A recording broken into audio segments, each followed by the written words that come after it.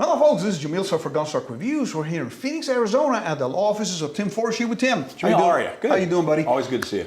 Hey, I got a question for you, but before we start, please like this video, share this video, and subscribe to the channel so you might continue to do this content that you guys really like. Tim, I have a question for you. Sure, hit it.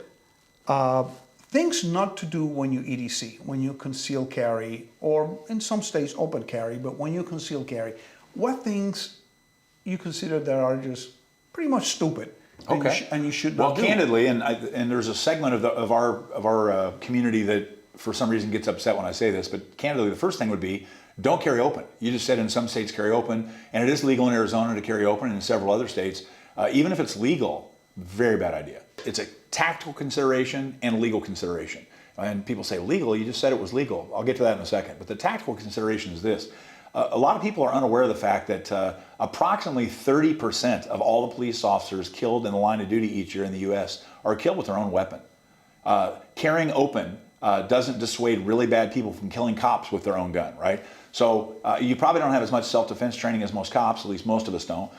You're probably not in the physical condition that a 27-year-old cop is in. I know I'm not. And rolling around on the parking lot ground trying to keep somebody from getting my gun in my holster is one of my worst nightmares. So people who carry open, if you ask them, and I do, why are you carrying open in a state where you can just untuck your shirt and it's legal to carry concealed? And they'll literally say most of the time, the reason I carry open is to keep people away from me. I don't want to make any new friends. I want people to leave me the hell alone. And that's very short-term thinking, because in the long term, the people that you really want to make you be left alone, the people you really want to leave you alone, are not going to leave you alone. They're going to target you. They're going to target you now as a person that has a gun that they can use to harm you and then sell the gun later for methamphetamine. So tactically, as a civilian especially, it's a very bad idea to carry open. What about legally?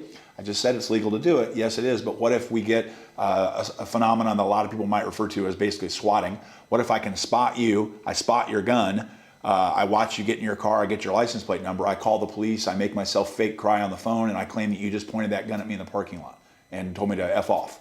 And you're in this car with this license plate heading this direction on this street. The next probably 3 hours to 30 years of your life are going to be an absolute nightmare. I always tell people, prove you didn't have oatmeal this morning if me and somebody else will swear that we saw you eat oatmeal this morning. Well, the Constitution says I'm innocent until proven guilty beyond a reasonable doubt. It does say that. That's true. Go down to jail sometime and watch all the people that have not been convicted of a crime and watch them being paraded into the courtroom and on a chain. Go down to the Maricopa County Jail and find out that almost 70% of the inmates have not yet been convicted of a crime, and they just simply can't post bond. And they're there eating horse meat twice a day and getting a shower a week, et cetera, et cetera. So yes, that is a constitutional provision, but you're certainly treated as though you're guilty until you prove yourself innocent. That's the reality of it. So carrying open to me is a really bad idea. And that kind of segues into the whole, I guess, broader answer to your question, mistakes that people make when they carry a gun. I've thought about this for years, and as you know, I've been a CCW instructor for going on 30 years now. I came up with this thing, at least I think I came up with it. I may have plagiarized it and forgot where I saw it, but I believe I came up with it, that I call it the 3 C's. And that's concealment, common sense, and courtesy. And I think that almost every client that I get that winds up in some sort of trouble because of something they did when they were carrying their gun, they forgot at least one, if not all 3 of those rules. So concealment very simply means, well, a lot of people think concealment means no one can see your gun.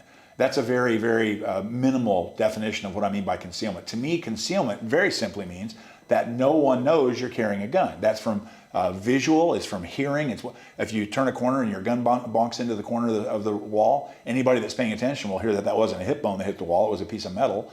I smelled Hoppy's number 9 on a guy one time when I was in an Ace Hardware.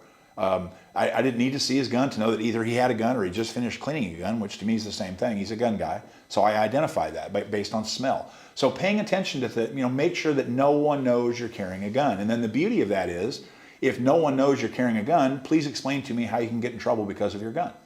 It's a non-issue. It goes away. So that's huge, and I think people don't give it enough import. So that's a big one. The next one is common sense. Don't do stupid stuff with your gun. If you do something stupid with a garden rake, it's probably going to be a misdemeanor. If you do something stupid with a gun, I guarantee you it's going to be a felony. So the rules are different. Whether they should be or not, it's probably another topic for another day. It's a long conversation, but that's simply the way it is. So John Farnham, who I've met, I imagine you've met John, one of the best firearms instructors ever. John, and I'm going to tame this down and make it a little more PG, but John has a really great saying in all of his classes: don't do stupid stuff with stupid people in stupid places. And if you think back to when you were 18 to 22 and we did all that stupid stuff, you probably violated all three, if not, or at least one, if not all three of those rules. I know I did. So that's what I mean by common sense. Educate yourself, get some classes, get some training. Don't do stupid stuff with guns. Alcohol and guns, drugs and guns do not mix. So if you want to intake or imbibe, make sure there's no gun involved. Just like if you're going to drink and drive, don't mix the two. Drive or drink, don't mix the two. Same with guns and drugs and alcohol. And then lastly is courtesy. And I guess that's a very simple one that's not so simple really in practice. It's just to say, be nice to people. And what I take it a step further and I say, if I'm carrying a gun, I'm always wrong and you're always right. Mm-hmm. You were right to steal my parking space. You were right to spill your food on my slacks. You were right to flip me off on the highway. I'm never ever right and you're always, I'm never ever wrong and you're always right. And that can be very difficult, but you need to do that, okay? And this isn't some, I'm not telling people to be good Christians or anything like that. That's not the point. The point is this. I don't want to get into any kind of an altercation. If the guy cuts me off and I flip him off and he flips me off and then he taps my fender and we have to pull over to the side and he attacks me and I have to shoot him, I guess the issue then becomes, so why did I have to flip him off? What started this? And hindsight is a really crappy way to deal with that because hindsight means you're in custody, you're going to spend hundreds of thousands of dollars on your legal defense, you may never get out of jail, your marriage is gone, your house is gone, your relationship with your children is gone, your career is gone. Why did you flip the guy off? So don't.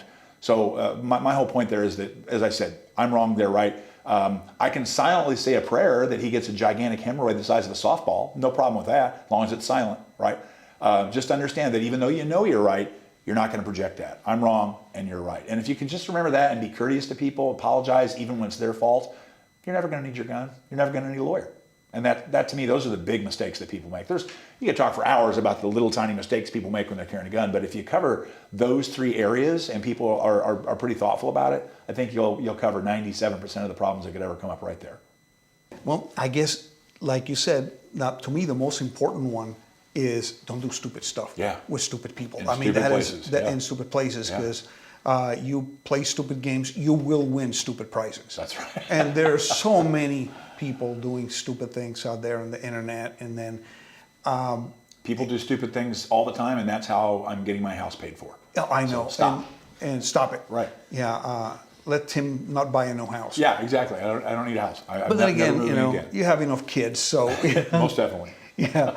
But yeah, I know it's kind of hard. I know it's really difficult for some people to prevent themselves from doing stupid things. I've done them.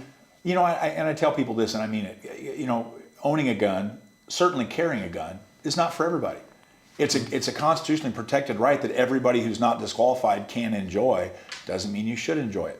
Mm-hmm. Almost anybody can go into a Home Depot and buy a chainsaw. Doesn't mean it's a good idea for a lot of people, right? If you can't control your personality, if you can't control your anger and your temper, you shouldn't be carrying a gun. Then about the chainsaw, I have 4 stitches in this finger here because of a chainsaw. So see, some people shouldn't be allowed to have chainsaws. Yeah, I am one of them. But yeah, thanks, Tim. Thanks for the information. And I know we're going to continue with some of these in more detail later. Mm-hmm. But for the time being, thank you very much. My pleasure, buddy. And we'll continue to do this. And like always, guys, thanks for watching. Please remain healthy, stay safe, and definitely have fun at the range. Thank you for watching Gunstock Reviews. Please visit our website at www.gunstockreviews.com for more exclusive content. Please visit our Patreon page at www.patreon.com/gunstockreviews. Your contributions would be greatly appreciated and help us grow our selections and frequency of videos.